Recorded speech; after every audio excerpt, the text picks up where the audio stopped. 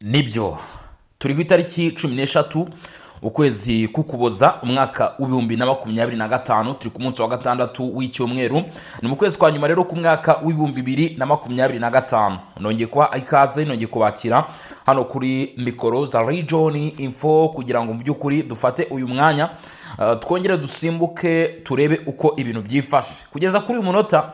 nagira nkubwize ukuri ibintu mu by'ukuri biri kuba muri Uvira. Amakuru ari guturuka muri Uvira ntago asanzwe, ntago bisanzwe kuko kuri ubu amakuru mfite nuko igisirikare cyo Burundi cyamaze gukupira mu by'ukuri umutwe wa 23 ibice byose uri kubarizwamo, bamaze kubakupira umuriro w'amashanyarazi, ndetse ibi bice byose birimo inyeshyamba z'umutwe wa 23 byaraye mu kizima.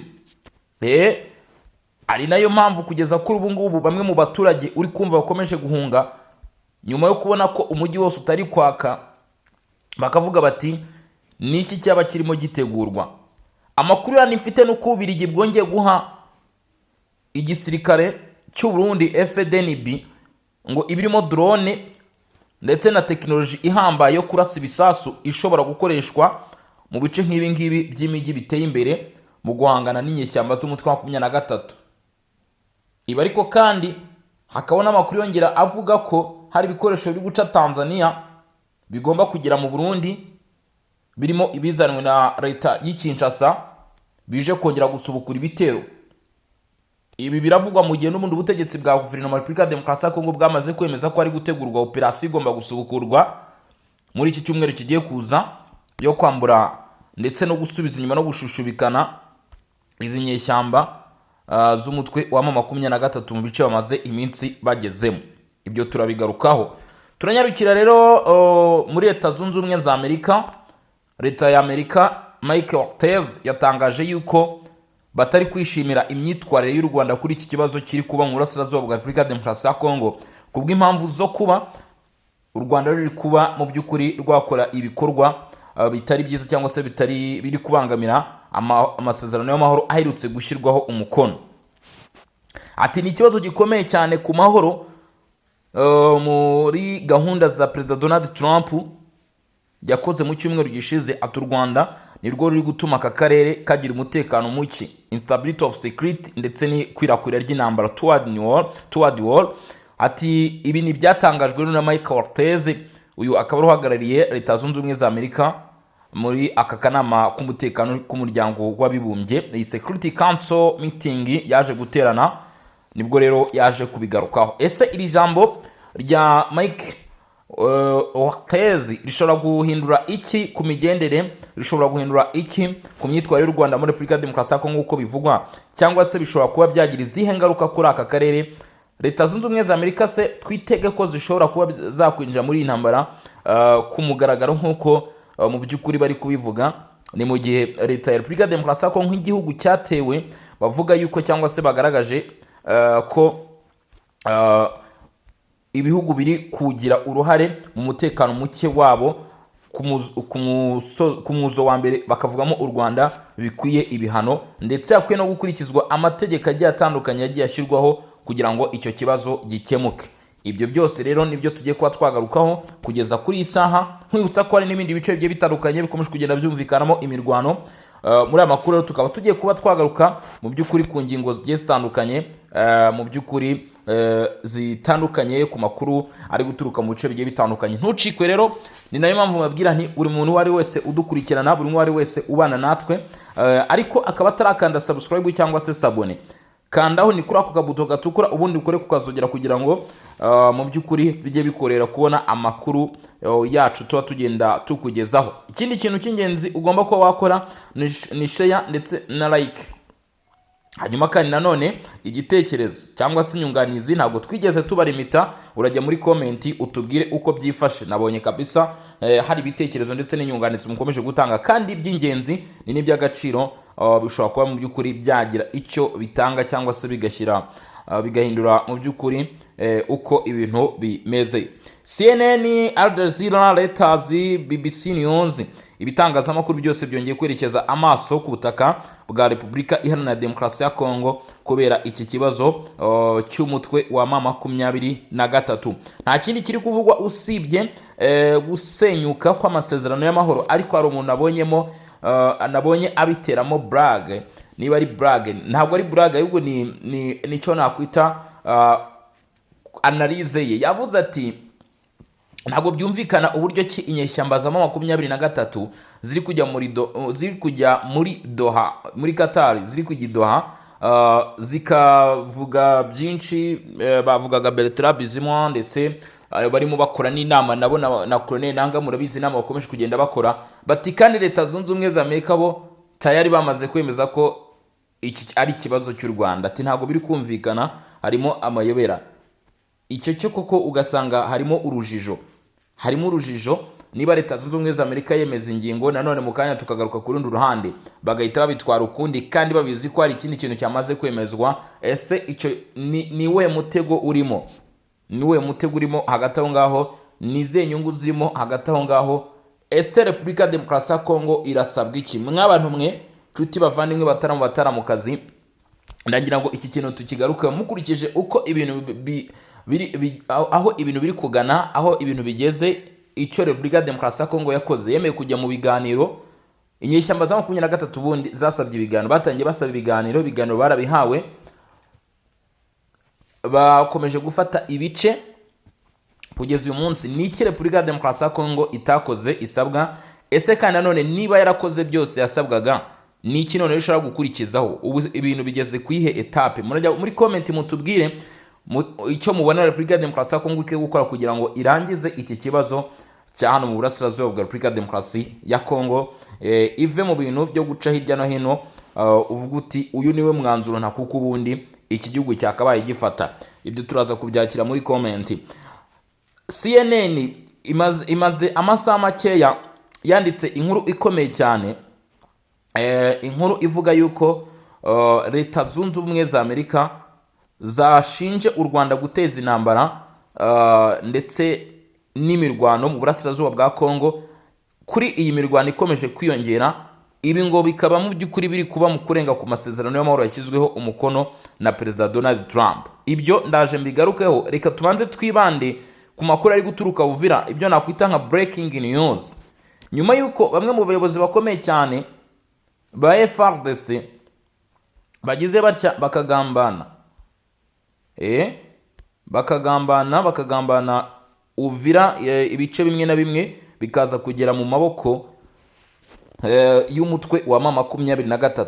Igisirikare cy'u Burundi FDNB, impamvu muri kumva umutwe wa M23 ukomeje kugenda ubamagana, igisirikare cy'u Burundi cyaravuze kiti iyi Uvira ubundi ikintu cya mbere n'ubundi urugamba turetse kubica ku ruhande hari inyungu ziba zirimo nyine, ndetse hari n'ibihombo bishobora kubamo. Uvira iramutse ifashwe ni igihombo gikomeye cyane ku Burundi turetse kubica ku ruhande, kuko imikoranire ijyanye n'ubucuruzi, ubuhahiranire tayari yahita ihagarara, kuko ntabwo umutwe wa 23 wambwira ko uzigera ukorana ubucuruzi n'aba baturage b'u Burundi cyangwa se n'iki gihugu cy'u Burundi mu gihe bazi ko bari kurwana, mu gihe bamaze kugirana amakimbirane ari kuri uru rwego. Ubwo rero Uvira iramutse ibaye tombe ku mutwe wa 23 ni igihombo ku bucuruzi bwambukiranya imipaka bwakorwaga muri kariya karere ku ruhande rw'u Burundi ndetse na Repubulika Demokarasi ya Kongo. U Burundi rero nk'igihugu cyo kizi neza agaciro Uvira ibafitiye, ndetse bazi neza n'imbaraga mu by'ukuri bakura Uvira, ntabwo bagomba kuva ku izima. Baravuga bati tugomba kurwana. Ari nayo mpamvu Perezida Evariste Ndayishimiye avuga ati byanze bikunze ingabo zigomba kuguma hariya zikarwana. Aho ni mu buryo bw'ubukungu. Ikindi kintu ugomba ko wamenya mu buryo bw'umutekano, uyu munsi u Burundi baravuga buti Red Tabara iri hariya yagiye itugabaho ibitero idafite ibikoresho bihagije. Niba yaramaze kwiyunga n'umutwe wa 23 kandi zinyeshyamba bizwi ko zibona ibikoresho bihagije, tayari Red Tabara iraza kuba ibonye ubufasha, iraza kuba ibonye ibikoresho. Ku kibazo cy'ibijyanye n'umutekano nabwo umutekano uraza guhungabanwa. Icyo nacyo ni ikindi kintu, ni ikindi kibazo gikomeye cyane. Ibyo rero bigomba gutuma u Burundi bukomeza guhagarara bukarwana ari nayo mpamvu mubona bivuga ko Burundi bwasigaye burwana ubwo FARDC igisirikare cya leta ya Congo bo bari bamaze guhunga, bamaze gukuramo akabo karenge, ndetse hari n'abari bamaze nyine kugenda bagambana. Ibi byose birashyira igitutu ku ngabo z'u Burundi, ariko nanone ugasanga u Burundi mu by'ukuri ntabwo ari ubwo kurenganwa kuri iyo nshuro. U Burundi koko ibyo burimo bugomba kubikora. Ejo bundi umukuru w'igihugu cy'u Rwanda Perezida Paul Kagame yavuze ko yahamagaye Evariste Ndayishimiye akamubaza kuri ibi bibazo, amubwira ko ngo avuga ko ngo yamuhakaniye, akamubwira ko nta ngabo z'u Burundi zihari, ariko ngo nyamara yaje kugenzura abona ko ingabo z'u Burundi zari zihari. Yongeye ijambo rivuga ngo naramubajije nti ko ingabo z'u Burundi ziri kuri iki gice kandi atari ku ruhande rwawe bite? Ngo ingabo z'u Burundi zari ziri muri Kivu y'Amajyaruguru. Ariko bivuze noneho kuri inshuro niba u Rwanda ruvuga ati imitwe n'iyi irimo FDLR irwanya igihugu cyacu iri kurwanira ngaha, tugomba gushyiraho ubwirinzi. Why not se ingabo z'u Burundi zo cyangwa se igihugu cy'u Burundi niba kivuga kiti dufite impungenge kuri Red Tabara, kuki batagomba kugira iki gushyiraho defensive measures? Ngira ngo ibyo birumvikana cyane rwose. Ntabwo wenda u Burundi bugomba kuba gukoperera ku Rwanda, ariko nanone u Burundi nabwo nyine bufite uburyo buri kubikoramo, bari gukorana na leta ya Congo, ni uburyo bwabo bahisemo mu kugira ngo bakumire icyo kibazo cya FDLR, nkuko u Rwanda rukumira FDLR kugira ngo bakumire icyo kibazo cya Red Tabara. Plutôt ntabwo ari FDLR, ni Red Tabara. Ibyo rero nabyo bigafatwa nk'ingingo ikomeye cyane irimo iraha ingufu, motivation ndetse na morale ku basirikare b'u Burundi ndetse n'ubutegetsi bw'u Burundi ko butagomba kuva kwizima muri ya ntambara iri kubera hariya muri kiriya gice. Leta Zunze Ubumwe za Amerika gutangaza amagambo avuga ko u Rwanda ruri kurenga kuri aya masezerano ndetse ruri kugira uruhare mu kugaba ibitero, byo birasiga iki? Ese nibiza kugarukira mu mvugo, ubundi bwo hari icyo biza gutanga? Ntacyo biza gutanga, n'ubundi biraza kuba bimeze nk'uko byagiye biba mbere hose. Icyo cyo tucyemeranyeho. Ntabwo mbwira ngo nuko Mike Walteze yaje muri UN Security Council akavuga ati u Rwanda gutya na gutya kwangiza ibi n'ibi, nimwe muri gukwirakwiza intambara, nibigarukira aho ngaho nta kindi kintu kiza kubaho, nyine biraba birangiye, c'est fini. Ari nayo mpamvu Repubulika ya Demokarasi ya Congo ikomeza kongera imbaraga mu gushyira igitutu ku miryango mpuzamahanga ndetse n'ibihugu bikomeye, ivuga iti ntabwo bikwiye kugarukira mu magambo gusa, ndetse n'imyanzuro mwagiye muvuga mutangaza mbere hose, kuko ubu ntabwo ari bw'iki kibazo kivuzwe, igomba kugira iki? Kubahirizwa. Igomba kubahirizwa nk'uko bikomeza kugenda bivugwa. Umujyi wa Uvira imirwano ntabwo nakubwira ko yigeze ihagarara, kuko ikimenyimenyi kuri ubu FARDC isa nkaho nyuma yo kubona ko igisoda cy'u Burundi FDNB gihagaze kikanga kuva ku izima, abasore nka Wazalendo bake bakaguma hara muri biriya bice diriko ari na bice n'ubundi baba barimo. Igisoda cya FARDC biravuga ko cyongeye kugaruka, dore ko ku munsi w'ejo tariki 12 mu by'ukuri bivugwa neza ko hamenyekanye makuru yuko Sukhoi 25 yagabye ibitero ku birindiro by'inyeshyamba za 23 ndetse n'abarimo twirwaneho kabone. Nubwo umutwe wa 23 wahise usobanura, uravuga ati ahubwo ibitero mwumvishe byabaye ku isaha 3:30 bya Sukhoi 25 byari ibitero byibasiriye abaturage b'abanyamurenge bw'abatutsi bakomeje kuburira ubuzima muri ibi bikorwa nk'uko byavuzwe. Ariko ndagira ngo nkubwire ko imirwano nyine uko biri kose FARDC yahise yongera kugaruka mu mirwano. Ibi bisobanuye ko haracyari amahirwe ashoboka, haracyari amahirwe yose ashoboka kukuba mu by'ukuri FARDC yatsindiye intambara. Ngira ngo muribuka urugamba twavuze aho bitanzibira ubw'inyeshyamba za 23 zifuzaga kugera muri turiya duce twa Runtukuru, hariya za Shabunda na Mwenga ndetse na Warungu. Nibwo bafashe ya mbere, FARDC ihagurutse icyo bita drone, ihagurutsa Sukhoi icucuma 23 isubira inyuma, biribagirana neza kuri ubu ngubu bakura merwe mwisa, baravuga bati Shabunda ntabwo ari igice cyo gukiniraho. Ariko iyo baza kureberera bagakomeza kureberera, nkeka ko ubu ngubu tuba tuvuga ibindi. Nibyo rero binakenewe ahangaha muri utu duce. Ntabwo FARDC ikwiye kuba yajenjekera umutwe wa 23. Nuvuga ngo icyo maze kubona cyo M23 nabo nibuye. M23 ni umuro wo kotera kure ku rugamba, nabo ni abantu bavuga bati ntago tugomba guhusha ihirwe rimwe tubonye, tugomba kuribyaza umusaruro, kuko babizi ko iryo hirwe ritaza kongera kugaruka cyangwa se biba bigoranye kuribona. Murabizi igihe M23 imaze yisirisimba, imaze yizinga kuri uyu mujyi wa Uvira, ibyo murabizi, muza abasirikare bahabwa hano muri Plaine na Ruzizi, ariko se FARDC yo kukishaka kujenjeka kuri inshuro noneho Kivu y'Amajyepfo, imirwano ikomeye hagati ya FARDC na M23 mu misozi miremire ya Fizi. Ibyo ngibyo ni breaking news, ngo mu misozi miremire yo muri Fizi hano muri Kivu y'Amajyepfo imirwano ikomeye yongeye kumvikana kuva mu rukerera rwo kuri uyu wa gatandatu tariki 13 Ukuboza, hagati ya FARDC ndetse n'inyeshyamba zo mu mutwe wa 23 bivugwa ko zishyigikiwe n'ingabo z'u Rwanda. Nk'uko amakuru aturuka muri ako gace abivuga, ngo iyi mirwano yatangiriye cyane cyane mu mudugudu wa Rugezi Ngungu, mu midugudu irimo Rugezi, uduce turimo Ngungu, Rudabadaba ndetse n'aho bita Timbya Ngoma. Utu ni uduce duherereye Fizi Clement, ku cyerekezo Fizi Clement, twaramutse twumvikanamo uguhanahana umuriro, ntabwo urugamba rwigeze ruhagarara. Hashingiye ku makuru ari kuva ku mirongo y'imbere ku rugamba, ngo abarwanyi b'ubutwe twaje mu 23 Red Tabara twirwaneho ndetse ngo nicyo bita FN Nyanzabamema, ngo berekeje mu bice bigiye bitandukanye, barifuza imisozi ibafasha kwerekeza Clement ndetse na Kindu. FARDC ngo yaba yinjiye mu mirwano kugira ngo ihagarike iyi ntambwe ndetse n'urugendo rw'izi nyeshyamba za 23. Ibi bikaba byakura urusaku rw'amasasu ndetse n'ibisasu biremereye byakomeje kugenda byumvikana hano muri utu duce ndetse no muri iyi midugudu, ibiri kugira ingaruka zikomeye cyane ku baturage, kuko tuvugana ngo abaturage babarizwa mu magana bamaze kuba tayari bava mu ngo zabo, abandi barahunga berekeza mu bice bashobora kuba babonamo amahoro. Narabibabwiye rwose nti uko byagenda kose, icyaba cyose, abaturage n'ubundi nyine bahita bagirwaho ingaruka uko byagenda kose n'iyi mirwano. Ibyo ni iby'urugamba rero nababwiraga ko urugamba ruracyakomeje hariya muri Kivu y'Amajyepfo. Bivuze ngo isaha ku isaha ibintu bishobora kuba byahinduka.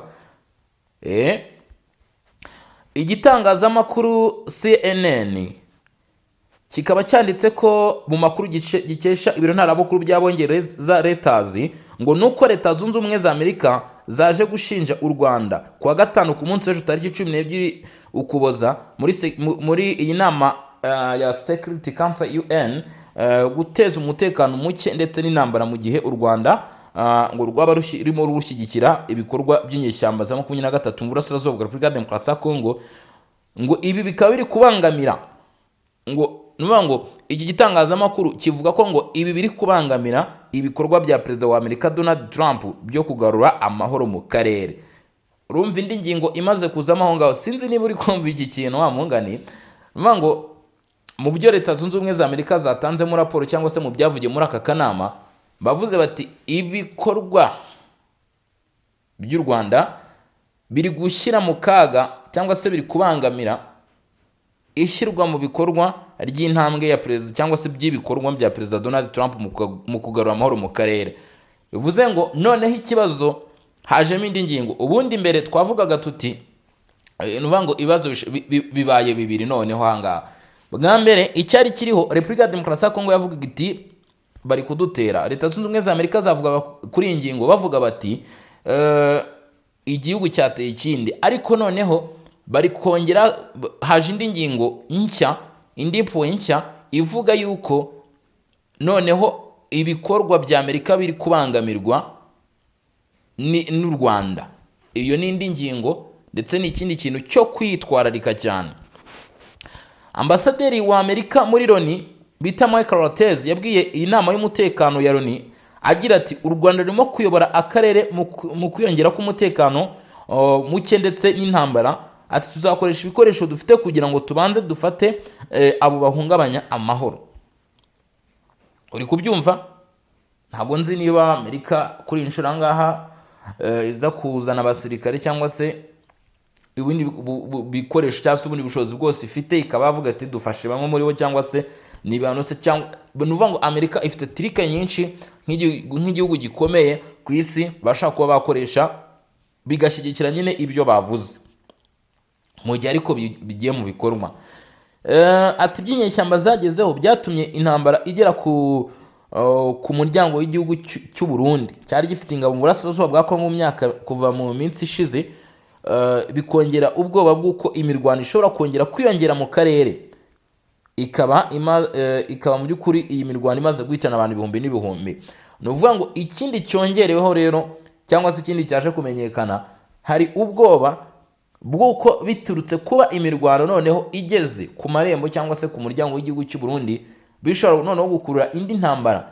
Ikibazo ubundi cyagarukiraga hagati y'u Rwanda na Repubulika ya Demokarasi ya Kongo, ariko ikosa rimwe bishobora gutuma noneho hiyongeramo n'ikindi gihugu nk'u Burundi, nacyo kikaza ari igihugu kiri main country muri iyi ntambara, bikaba bitatu, ikaba u Rwanda, Repubulika ya Demokarasi ya Kongo ndetse n'u Burundi, bikaba byose tayari biri gukora kuri iyo ntambara hafi uruhare rw'100%, kuko n'ubundi u Rwanda uyu munsi rushinja u Burundi kuba buri mu bacumbikiye umutwe urimo FDLR.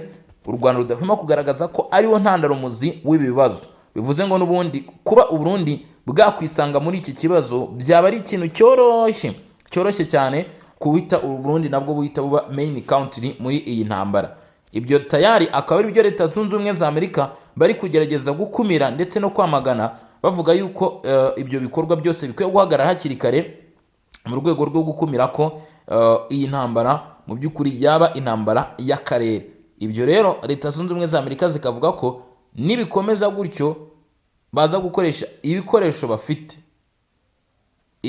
bafite mu by'ukuri kugira ngo bahagarike icyo gikorwa. Leta ya Repubulika ya Demokarasi ya Kongo yavuze ko mu mezi 9 ashize ibyo yabwiye akanama k'umutekano ka Loni ko ibikorwa byarushaho kwiyongera, ibikorwa by'u Rwanda byarushaho kwaguka ku butaka bwa Kongo.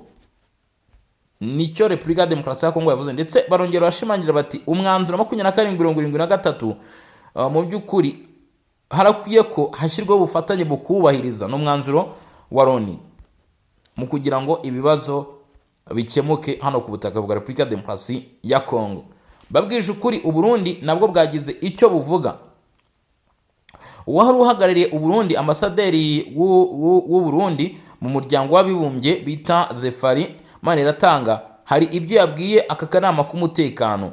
Yavuze ati reka mbabwize ukuri, kwifata bifite aho bigarukira. Ibi bitero bidashingiye ibi bitero mu by'ukuri bidashingiye ku bwigenge birakomeje, byaba bigoye cyane kwirinda kongera imbaraga hagati y'ibihugu byacu byombi. Nivuga ngo aravuga ati izi ntambara nk'izi ngizi mu gihe ziramutse zikomeje kandi bigaragara ko naho biri kugana, bishobora gutuma nyine habaho kwiyongera kw'ibibazo. Leta Zunze Ubumwe za Amerika zunzemo ko zihangayishijwe cyane kandi zibabajwe cyane n'ikibazo kiri kwiyongera kandi gikomeje kwaguka cyane mu burasirazuba bwa Kongo. Uhagarariye Leta Zunze Ubumwe za Amerika yabwiye aka kanama k'umutekano ko u Rwanda rufite ububasha bwo kugenzura umutwe wa 23 ndetse icyo yise ishami rya politike ry'umutwe w'inyeshyamba Kongo Livre ko kuva mu 2021 atariko birakwiye ko ubutegetsi buhagarika. Kigali yagize uruhare runini mu gutegura ndetse no gushyira mu bikorwa intambara mu burasirazuba bwa Kongo na Amerika, ngo itanga ubuyobozi bwa gisirikare ubufasha bwa gisirikare ndetse n'uburyo bwa politike kuri izi nyeshyamba mu myaka myinshi ishize. Amerika ikomeza igira iti ingabo z'u Rwanda zatanze ibikoresho ndetse n'inkunga y'amahugurwa kuri 23 n'uvuga gutanga imyitozo ndetse no kurwana hamwe muri Kongo, dore ko ubu Leta Zunze Ubumwe za Amerika zavuze ko zifite amakuru mu byo yavuze. Ndavuga Mike Orteze uhagarariye Leta Zunze Ubumwe za Amerika yaganira, aravuga ati hari abasirikare b'ingabo z'u Rwanda baherutse kugerayo kuva imirwano itangiye muri Kivu y'Amajyepfo, bari hagati y'5,000 ndetse n'7,000 kuva mu ntangiriro z'uku kwezi kwa 12 z'ukwezi ko Kuboza, ngo nibo bahageze hagati y'5,000 n'7,000. Ariko ibyo byose nubwo wumva byakomeje kugenda bivuga gutyo, u Rwanda rwagiye ruhakana gushyigikira umutwe wa 23 kandi wo bita Martin Ngoga ureberera inyungu z'u Rwanda mu muryango w'abibumbye nawe yavuze ko ibyo u Rwanda ruri gushinjwa yaba Repubulika ya Demokarasi ya Kongo yaba n'u Burundi atari byo. Ati kandi u Rwanda rurashinja ingabo za Kongo ahubwo n'iz'u Burundi ko ari bo barimo batuma imirwano yongera kandi yaguka. ati 23 ntabwo iri mu biganiro byahuje Washington, ati ahubwo yitabiriye ibiganiro bitandukanye na guverinoma ya Kongo byateguwe na Qatar. Ndetse aha u Rwanda, ubutegetsi bwa Kigali buvuga ko hari kubaho kwibeshya mu gihe haba hari kubaho guhuzwa gukomeye cyane kuri biganiro bya Leta Zunze Ubumwe za Amerika, nyine amasezerano ya Washington akaba yahuzwa n'amasezerano ya Doha. Ibi ngibi u Rwanda rukabivuga gutya mu rwego rwo kwirinda ndetse no gutanga umucyo kugira ngo Amerika itazumva ko yasuzuguye cyangwa se yashyizwe hasi n'u Rwanda kuri iyi puwe, nk'uko Amerika yakomeje kugenda ibivuga. Abenshi abahanga ndetse n'abasesenguzi bakagaragaza ko ashobora kuba ariyo mpamvu u Rwanda rukomeje gukoresha iyi ngingo, ruvuga ko ari kuba mu kwibeshya mu by'ukuri mu guhuza amasezerano amwe n'ayandi. Aya masezerano atari cyo kibazo mu by'ukuri, atariho ikibazo cyakabaye kireberwa, ahubwo ikibazo cy'imirwano iri kuba ndetse n'ibibazo by'inyeshyamba Amerika yakabaye ibirebera ndetse n'ibindi bihugu mu masezerano ya Doha, aho kugira ngo babireberere mu by'ukuri hano muri aya masezerano, babirebere hano muri aya masezerano ya Washington. Ibyo rero akaba ari ibyavuzwe cyangwa se ibyagarutsweho muri iyi nama y'umuryango w'abibumbye ishinzwe umutekano, ndetse ubwo twanareberaga ku bijyanye n'urugamba uko byaramutse byifashe mu midugudu imwe n'imwe, ndetse icyo Uburundi buri kuvuga, uruhare Uburundi bufite, ndetse n'uburyo cy'intambara iri kurushaho kwaguka nk'uko Leta Zunze Ubumwe za Amerika zakomeje kugenda zibitangaza, kandi bikaba ikintu kimwe mu biteye ubwoba, kuko ukwaguka kw'intambara ni ugukomeza kurushaho gukurura ibibazo bishobora kwaguka bikagera ku rwego ruhambaye.